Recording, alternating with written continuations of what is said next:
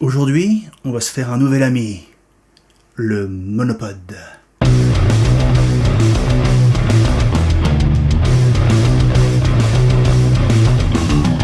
Salut à tous et bienvenue sur Retour d'expérience. Aujourd'hui, on va parler matos, on va parler monopode, on va parler prestations, on va parler café viennois. Non, pas du tout. En prestation de mariage, et plus largement en prestation run and gun, il faut être rapide, il faut être efficace, il faut être léger, et il faut être discret. Et c'est là que le choix de son matos est déterminant. Par exemple, le poids. Là où un bon trépied, parce qu'on va pas se mentir, quand on met 3000 balles de matos sur un trépied, le trépied doit être bon, et un très bon trépied, ça pèse un petit peu. Là où mon trépied Manfrotto en aluminium, le Manfrotto 190, va peser presque 1,7 kg, sans la tête, le trépied que j'utilise, c'est un Sirui P324S en carbone, va peser 1,4 kg. Alors 300 grammes, c'est rien, mais tout ça, c'est sans la tête. Sur un monopode, on n'utilise pas une tête vidéo de ouf, on utilise une petite rotule, c'est beaucoup plus pratique. Là où sur un trépied, on peut se payer le luxe d'avoir une tête vidéo qui elle aussi va peser dans les 1 kg, 1,5 kg. Alors finalement, l'écart entre le trépied en alu avec la tête dessus et le monopode en carbone avec la petite tête dessus, il peut vite se mesurer à 1 kg, 1,5 kg. Deuxième facteur, le volume. Parce que à trimballer, c'est pas la même. Un monopode, une fois qu'il est replié, vous le mettez sur le côté de votre sac, franchement, ça passe inaperçu.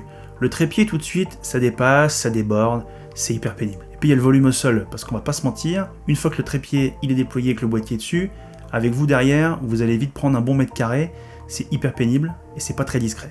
A l'inverse, avec le monopode, vous ne prendrez pas plus de place que si vous étiez déjà là en train de filmer avec votre boîtier. Donc, gain de place, gain de volume, gain d'espace, vous allez gêner personne et vous allez pouvoir vous déplacer beaucoup plus vite. Pareil, à la mise en place, entre un trépied et un monopode, le gain de temps va être énorme. C'est des petites actions, mais des petites actions cumulées, ça fait gagner beaucoup de temps à la fin de la journée.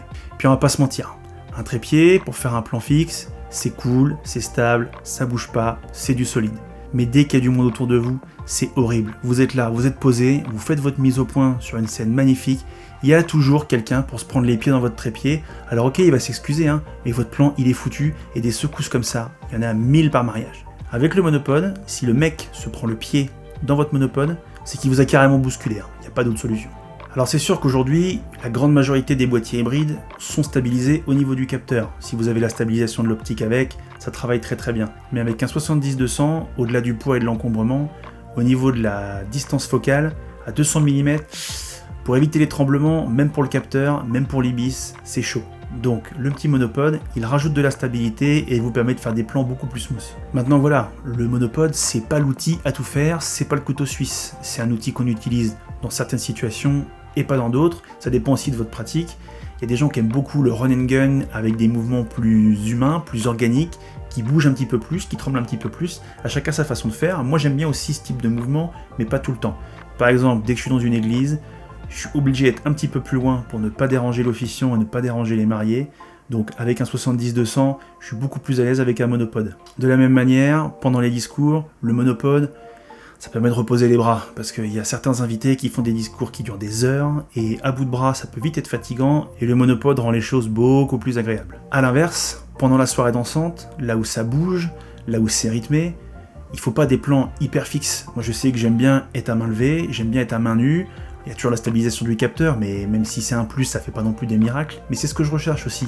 Du mouvement, des mouvements naturels. D'ailleurs, quand ça bouge dans tous les sens, le fait que votre boîtier bouge, c'est pas du tout dérangeant pour les mariés qui vont regarder la vidéo, ni pour vous d'ailleurs. Alors moi perso, j'utilise un Sirui P234S, c'est une version carbone qui se déplie super vite, qui est hyper pratique, c'est un monopode qui est assez connu, on l'a beaucoup vu tourner sur YouTube, il y a beaucoup de vidéastes qui l'ont. Il est démontable en plein de parties, on peut l'utiliser de plein de manières différentes, je vous laisse aller fouiner. Allez voir sur Amazon, il coûte dans les 270 € peut-être.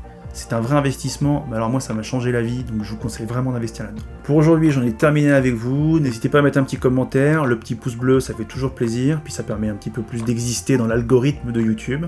Je vous dis à la prochaine, portez-vous bien, salut.